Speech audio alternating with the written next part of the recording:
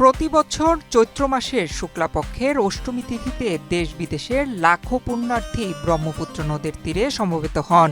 তাদের বিশ্বাস, অষ্টমী তিথিতে এ নদীতে স্নানের মাধ্যমে পাপমোচন ঘটে এবং ব্রহ্মার সন্তুষ্টি লাভ করা যায়।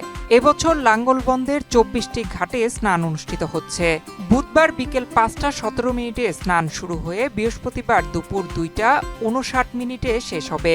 সেই সাথে স্নান উৎসব সুষ্ঠুভাবে সম্পন্ন করতে প্রশাসনের পক্ষ থেকে ব্যাপক প্রস্তুতি নেওয়া হয়েছে। পৌরাণিক বর্ণনা মতে ত্রেতাযুগে ব্রাহ্মণ যমদগ্নি ও রেণুকার পুত্র পরশুরাম মাতৃহত্যার পাপ থেকে মুক্তি পেতে তপস্যা করেন। পদ্মা সেতু, মেট্রো রেল এবং এলিভেটেড এক্সপ্রেসওয়ে নির্মাণের গর্বিত অংশীদার বসুন্ধরা সিমেন্ট। পরে নির্দেশনা অনুযায়ী চৈত্র মাসের অষ্টমী তিথিতে এক পবিত্র নদীতে স্নান করে পাপমুক্ত হন। পরবর্তীতে সেই পুণ্য ধারা সাধারণ মানুষের জন্য উন্মুক্ত করতে তিনি লাঙ্গল দিয়ে হিমালয় থেকে সমভূমিতে জলধারা নিয়ে আসেন। বর্তমান নারায়ণগঞ্জের বন্দর এলাকায় এসে তিনি লাঙ্গল চালানো বন্ধ করলে স্থানটির নাম হয় লাঙ্গলবন্দ।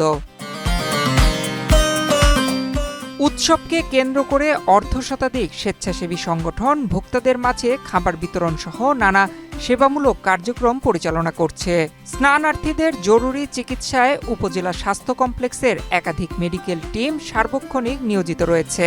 আইন শৃঙ্খলা রক্ষাকারী বাহিনীর কড়া নজরদারি ও স্থানীয় প্রশাসনের সঠিক ব্যবস্থাপনায় এবারের স্নান উৎসব অত্যন্ত সুশৃঙ্খলভাবে সম্পন্ন হচ্ছে। ডেস্ক রিপোর্ট, বাংলাদেশ প্রতিদিন।